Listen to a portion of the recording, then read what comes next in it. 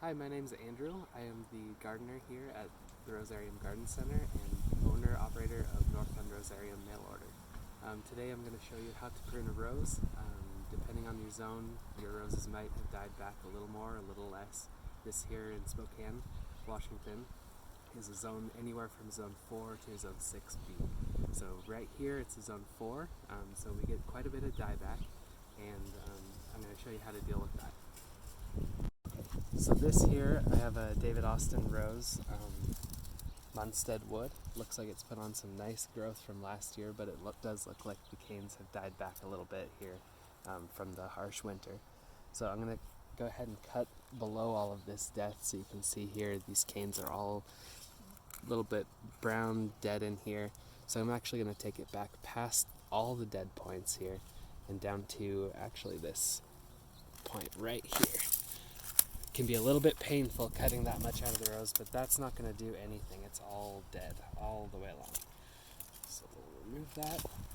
And one of the main points of doing this is you want to open up the center of the rose so that sunlight can get to the center of the rose. It can have its best chance for survival here. So I'm going to go in, break out all this dead stuff here.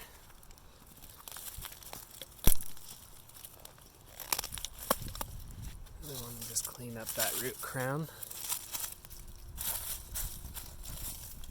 And then we'll work on some of these canes. So, all of these canes look like they're black, pretty low.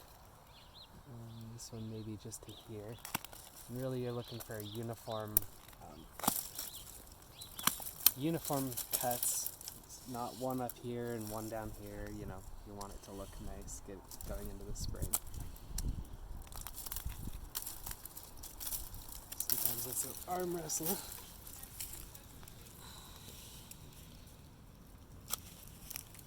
Right.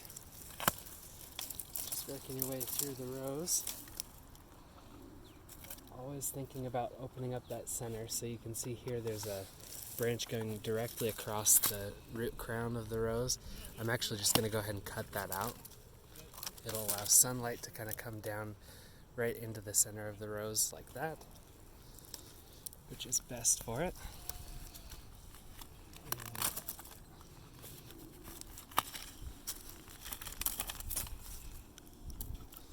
Cleaning up.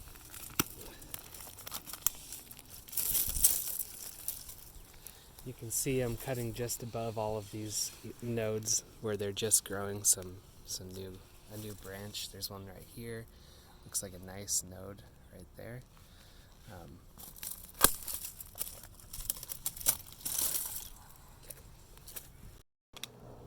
Okay, so I've trimmed back the rose for the most part. There's still a couple of branches here I probably want to be cutting down just to get that uniform look. But I've come across this big dead old cane from probably a couple years ago. It's too, I can't really break it out of there, so I'm actually going to just use my loppers here and try to get right in there and just cut that out, okay? Cutting all that out is actually going to clean up that root crown for more sunlight, which will help that rose come back better than last year even. Okay? I showed you how to prune an Austin rose, an English style rose. Now I'm going to show you how to prune a hybrid tea style or Floribunda. And so this here we have Johann Strauss. This is before doing anything to it. You can see again there's some new growth up here, but then there's some dead spots right along that cane. This one, on the other hand, there's some nice growth up on top, but you don't see any death below that cane. Okay? So you can work your way in from the outside, or you can work your way out from the inside. I tend to do a little bit of both. If I see something, if something's in my face, I'm going to cut it out of the way so I can get into the inside of it. But I'm just going to go ahead and work around and cut all of this, all the dead canes out that I can see. So there's some death here, cut right below that and above this node here that's pointing in.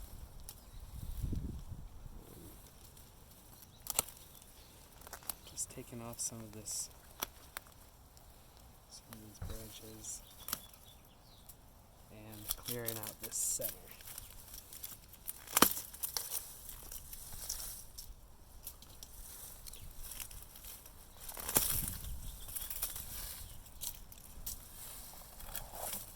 And see, sometimes there's these little branches right in the middle.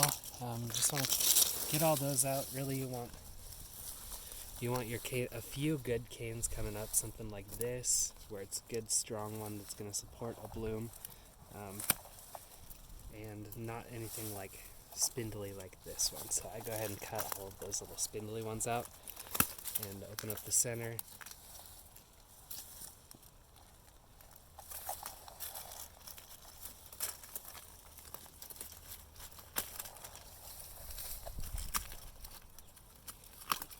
And you can also see that there's lots of leaf litter in there. You want to clean all that leaf litter out, exposing that root crown.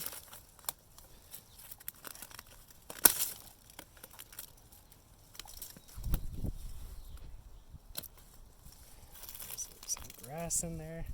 Get that out of there. And anything low-lying, something along the ground, I like to cut out the low-lying ones.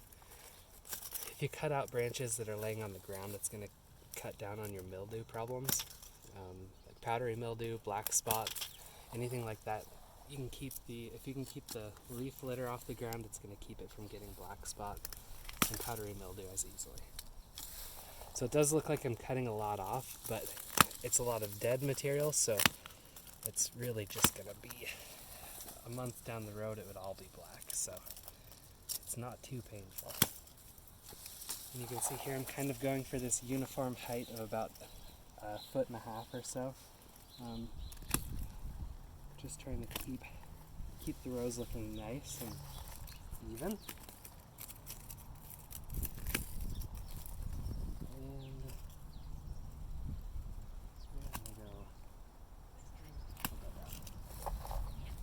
And that there is how you prune a hybrid tea style rose.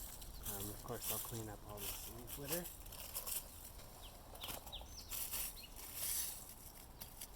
And you can see the center's open. There's no dead material. And only these live canes that are going to actually be the main canes this year, and support all the new blooms. So I want to show you an example of rose cane borer. You can see that there's some nice growth on this cane up above, but you'll see right here at the end here that there was a little bug that made its way in that cane. And you can cut it and you'll still see it there, cut it, still see it there. And just keep on cutting until you don't see it. That means that we got it out of there.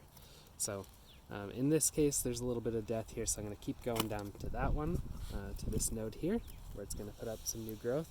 But otherwise you want to keep that rose cane borer out of there, and you can actually take some Elmer's glue and put it on there as well, and it'll keep it from spreading throughout your garden. Okay, so here we have another hybrid tea, Gina Lollobrigida. This rose looks like it had gotten bit pretty hard by the winter, so I went ahead and cut it pretty much all the way to the ground. Now you can go in here with a saw and actually saw this out if you like, if you're really particular.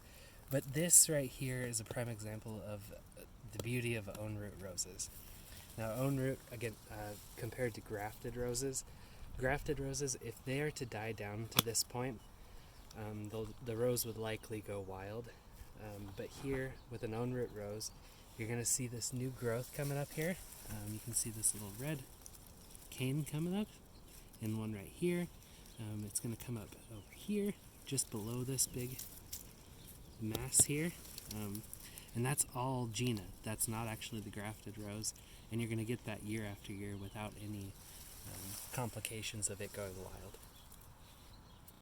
Now I get a lot of questions about how to prune climbers. It depends on what your climber is climbing on. This one here you can see is growing up along this arbor, and actually we train it to go right along the other side of it.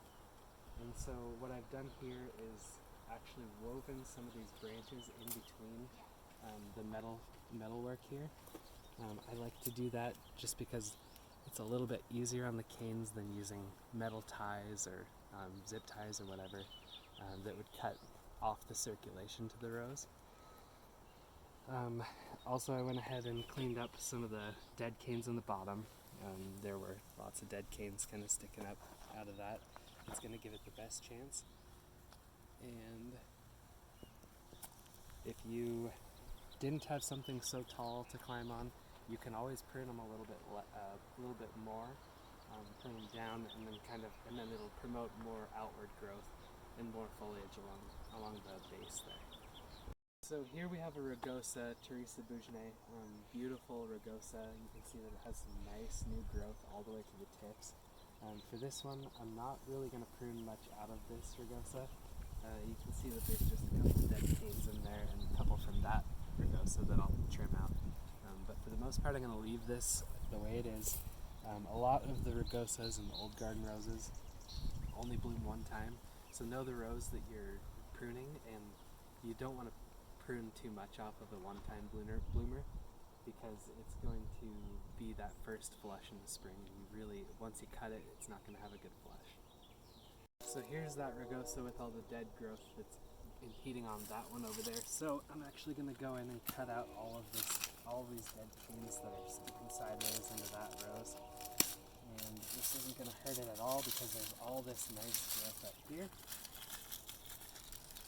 And it'll give the other one a better shot as well. So sometimes these might require some loppers. So you can see here all of this is dead. No new growth, no life in that at all. And going through and doing this every spring is just going to give everything a better shot. In the summer, and you'll see a couple weeks down the road, everything will be back blooming with tons of new growth and look beautiful. So don't feel too bad cutting a lot out.